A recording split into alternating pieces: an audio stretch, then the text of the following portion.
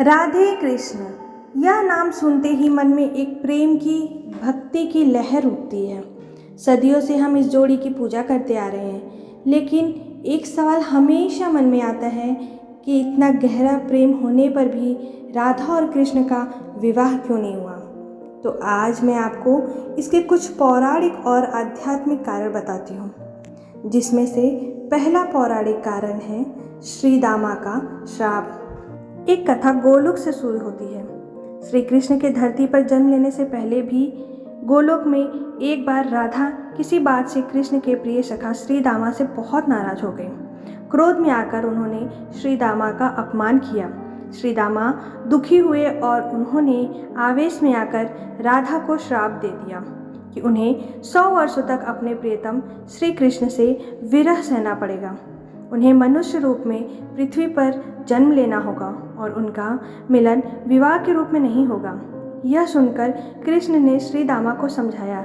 श्रीदामा को अपनी गलती का एहसास भी हुआ, लेकिन श्राप तो दिया जा चुका था।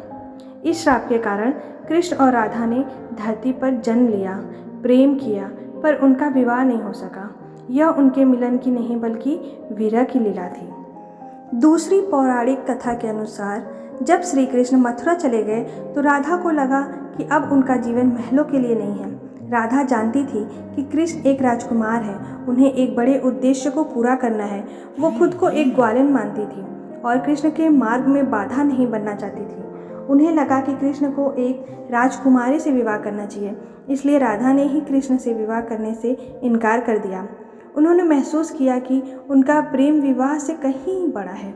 जब कृष्ण ने राधा को बहुत समझाया तो राधा ने एक बात कही, विवाह तो तब होता है जब दो आत्माएं अलग अलग होती हैं। हम तो पहले से ही एक हैं, मैं आपकी आत्मा हूँ। हम एक दूसरे से विवाह करके इस प्रेम को छोटा क्यों करें। इसी प्रकार अन्य पौराणिक दर्शन कहता है कि राधा और कृष्ण कोई दो व्यक्ति नहीं बल्कि एक ही आत्मा के दो रूप हैं। कृष्ण है परमात्मा यानी सर्वोच्च ईश्वर और राधा है जीवात्मा या उनकी प्रेम शक्ति।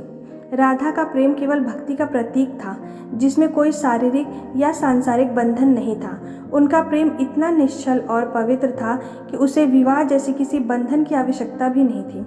विवाह एक सामाजिक बंधन है, जबकि उनका प्रेम दैवी और स्वतंत्र था।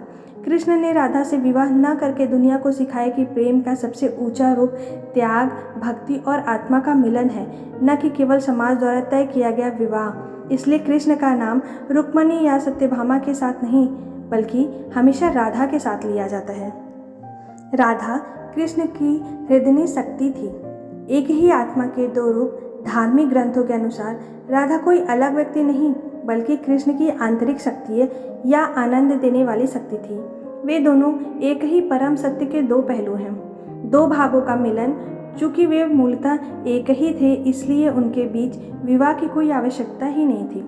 विवाह दो अलग अलग लोगों के बीच होता है, जबकि राधा और कृष्ण को अक्सर राधा कृष्ण के रूप में एक साथ पूजा जाता है, जो उनके शाश्वत मिलन का दर्शाता है।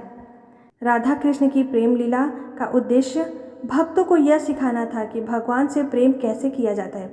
यदि उनका विवाह हो जाता तो यह सामान्य गृहस्थ कहानी बन जाती, लेकिन विवाह न करके उन्होंने प्रेम की एक असीम और अलौकिक सीमा को स्थापित किया है। अन्य मान्यताओं के अनुसार कुछ कथाओं में यह भी कहा जाता है कि कृष्ण ने एक बार भंडीरवन नामक वन में ब्रह्मा जी को पुरोहित बनाकर राधा से गुप्त रूप से विवाह किया था, लेकिन इस विवाह को समाज के सामने प्रकट नहीं किया गया। यह भी मान्यता है कि राधा देवी लक्ष्मी का ही एक अवतार थी। श्री कृष्ण जो भगवान विष्णु के अवतार थे कि अन्य पत्नियां भी लक्ष्मी के ही अलग अलग रूप थीं। इस प्रकार उनका मिलन हर रूप में सुनिश्चित था। भगवान कृष्ण ने राधा से विवाह इसलिए नहीं किया क्योंकि उनका प्रेम शादी जैसे भौतिक बंधन से भी ऊपर था। उन्होंने दुनिया को यह सिखाया कि सच्चा प्रेम केवल एक एहसास है, जिसे किसी सामाजिक स्वीकृति की आवश्यकता नहीं है। तो बोलो राधे राधे।